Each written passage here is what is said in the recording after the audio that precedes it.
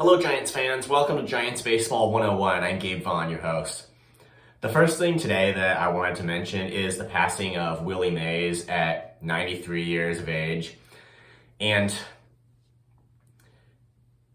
he's been like an all-time great for the Giants for decades, and really a great character, a great person, and a great all-around dude. And baseball has lost just maybe its all-time most legendary icon, although that for sure is debatable. But I mean, Mays would be up there as just one of the top guys. So I'm sure there's not a single Giants fan who doesn't feel this here, and it just, it's couldn't come on here without saying that Willie Mays, I mean, he's just a guy Giants fans, for as long as baseball goes on, and really everybody, as long as baseball goes on, they're gonna remember him. So just wanted to take a note of that. We have a lot of material to go over, and so I'm gonna try to just really move through the highlights of the game today fairly briefly, because we got a couple of questions to answer, and we're diving into some deep material that just is kind of tough to handle, answering really probing questions. And I got a couple of these questions as far as I know, but please just, if I've missed your question anywhere, I'm saying this to anyone watching this video, if I have missed your question, please don't hesitate to alert me about it, because I want to make sure it gets answered. And it may be possible I've missed comments in the past. So please always make sure I answer your question. But there are two that we have that I know of right now. So we're just going to move through today's game highlights fairly quickly so that we can get to these questions. The Giants lost to the Cubs 6-5 today, and it was essentially a bullpen day. Eric Miller pitched an inning as the opener, and then Spencer Bivens came into the game. He allowed 2 home runs, and I believe this is Bivens' second appearance of the year. And it just, all around, that the Cubs just kept adding to that.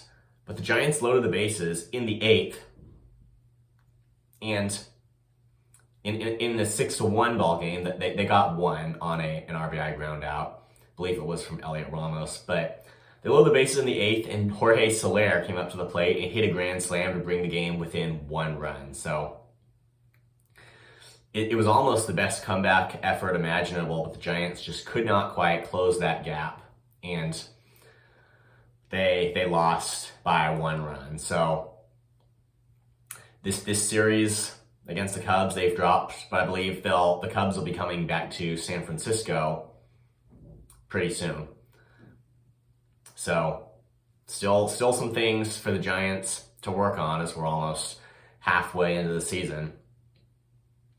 But I mean, you got to remember the positives as well, which we saw in the first game of this 3-game set, where the Giants came back on Thairo Estrada's 3-run blast. And we just need to see things like that a bit more consistently, scoring runs early on in the game. And obviously, too, that the pitching, just it has to be gotten together in a really timely way. That I think that the talent is there. It's just got to have a timely show up. So now I want to deal with a couple of related but distinct questions. The first is essentially asking, from my perspective, if I was among the front office crew, what trade or call-up or whatever roster move we're talking about would I push for the hardest. Now, if we're going to start this discussion by talking about trades,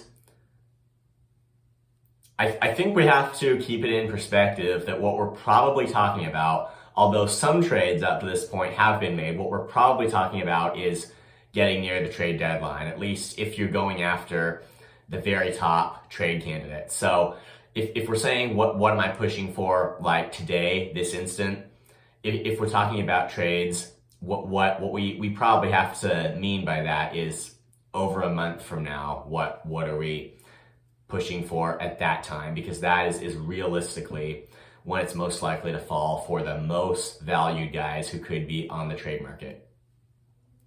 And I just want to take the time to mention some guys going off of what I understand right now about who could be available. Obviously, that could change between now and July 31st. But based on what we know now, there are some things we can look at. And so I'm just going to name some names of guys I think that the Giants need to make a push for. And the first one's a guy I've mentioned before, and I'm going to say it again now because he's an absolute must for the Giants, even if he may seem like a long shot. That would be the A's closer, Mason Miller.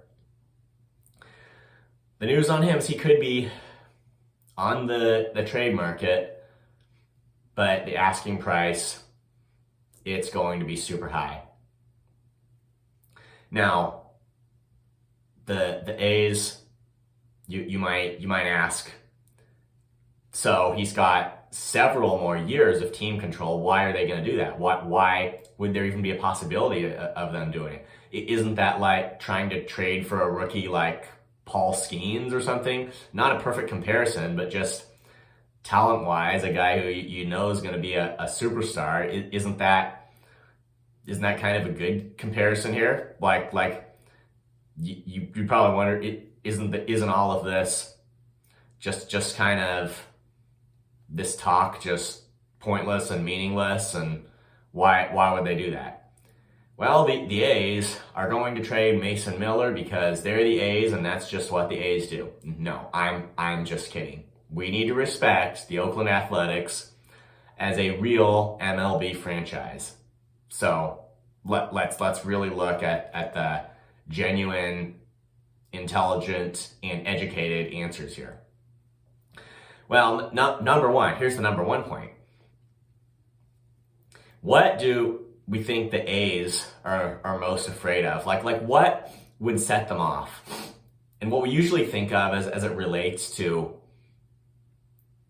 trading, getting rid of players for prospects and anything like that is maybe free agency, or in some cases it could be a high player option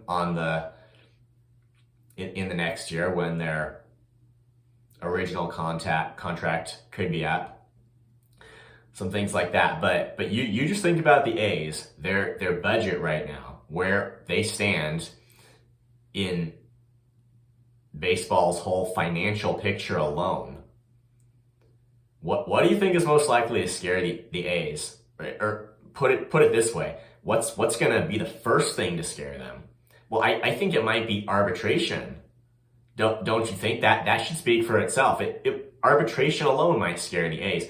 And you go, well, for a reliever, maybe so. Hey, Mason Miller, when he hits that point, he's going to be compared to some of the highest profile closers if he keeps this thing up.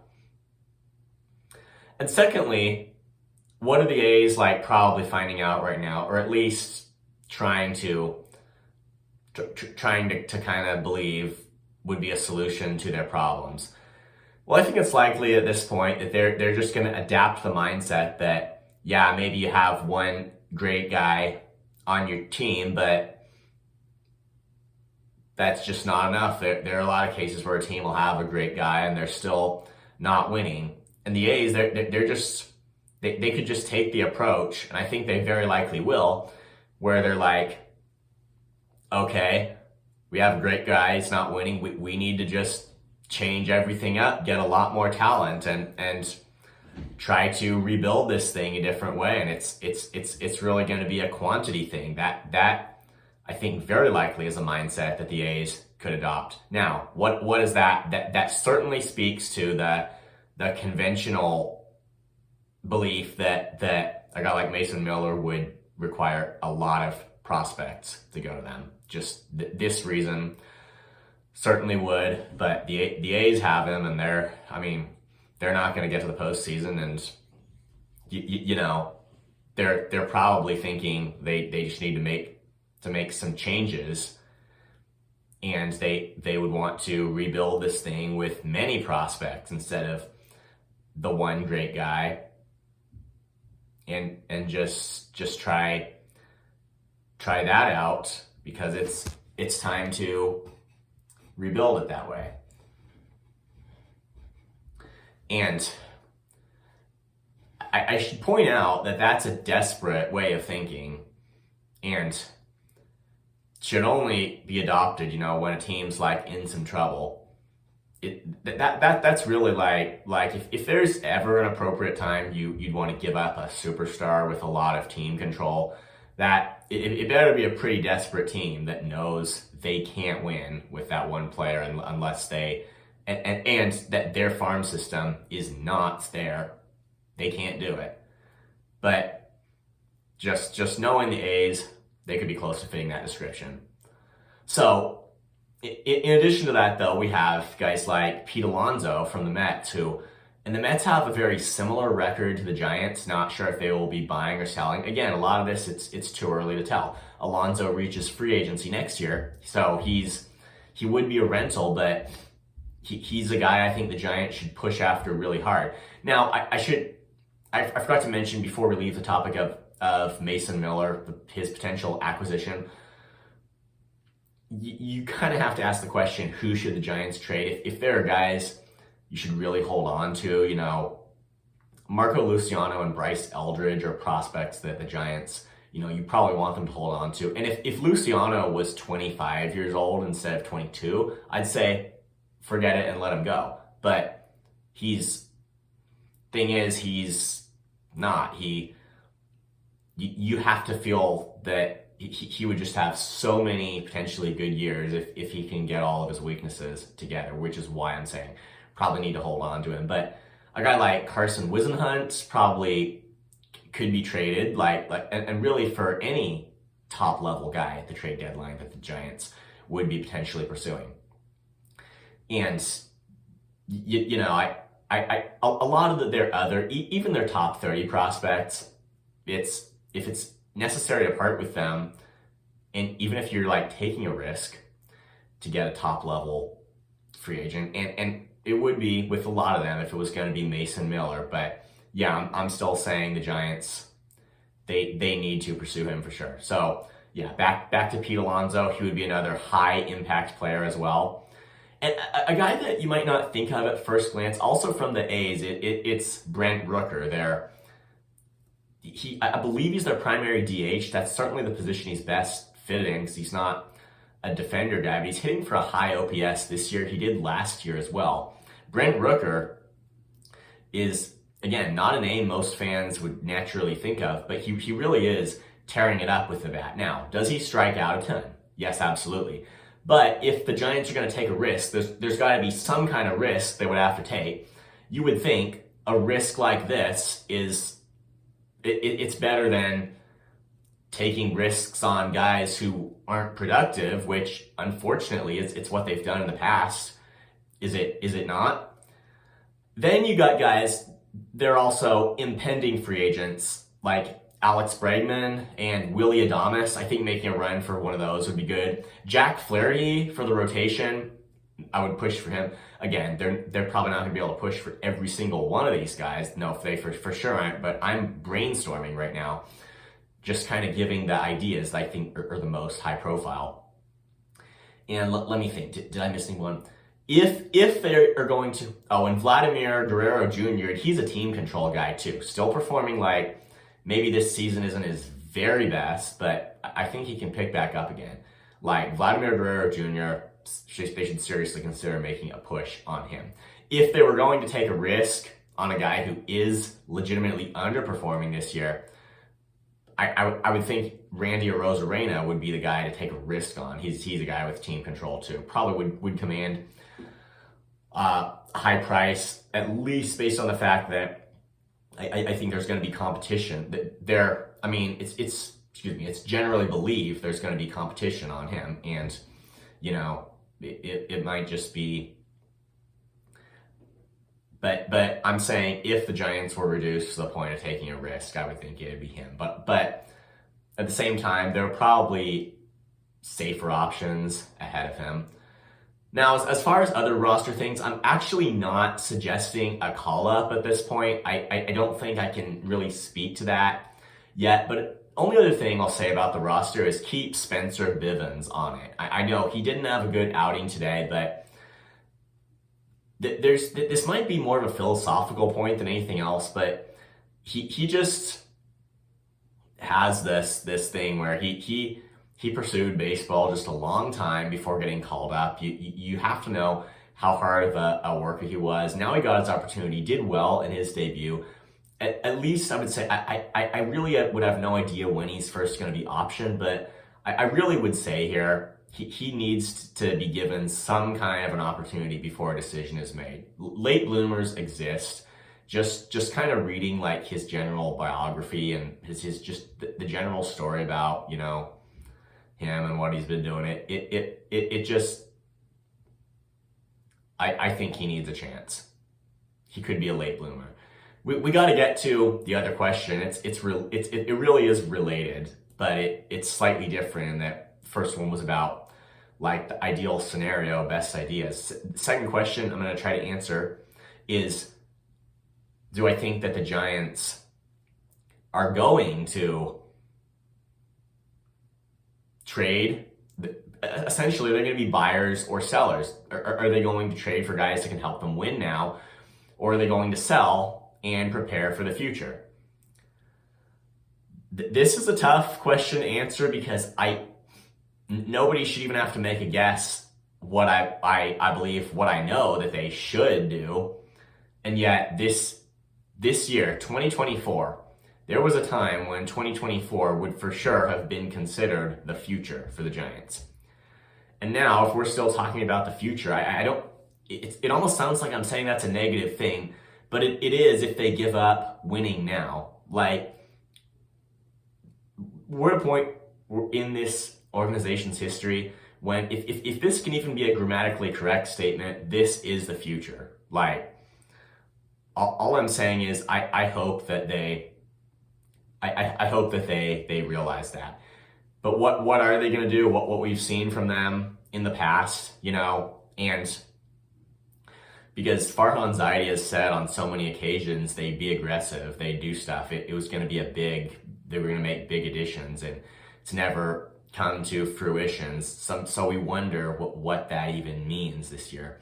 And even the firing of Gabe Kapler, though, when did it happen? It didn't happen at the end of the season. It happened 3 games before the season ended. I really don't know what that was about, but is it possible, do you think, the Giants felt such an urgency to look like they were doing stuff, that like they were making changes? Can't prove it, but that's a plausible explanation. But that would only be a good thing if they actually did make changes. The offseason, was it terrible? No. Did they add Ohtani or Yamamoto or anyone like that? No, they did not. But now we come to this next trade deadline. Last deadline, it was supposed to be big, and they got A.J. Pollock. He played a bit and then got injured. He did absolutely nothing for the Giants. We're in this trade deadline. What are we going to do?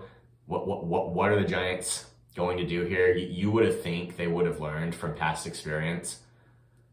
I mean, it's just you would think so. And the answer, I really don't want to disappoint you with this. The answer, I think, is we don't know. And I'm not going to leave that without explanation, don't worry. But really, just think about it. How can we know?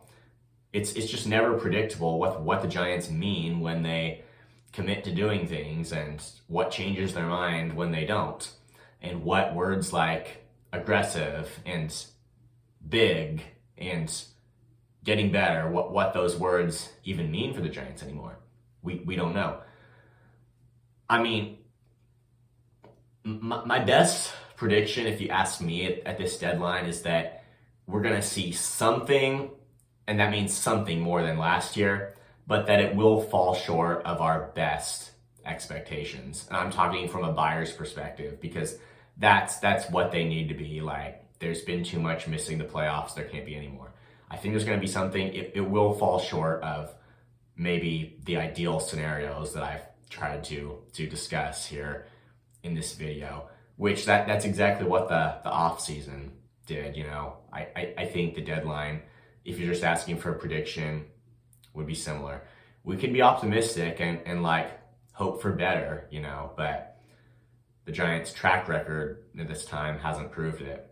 And it really has yet to do so. Thank you for watching. This has been Giants Baseball 101. Please subscribe if you haven't. Also, please leave your questions and comments. You know where to do it. I'll see you next time on Giants Baseball 101.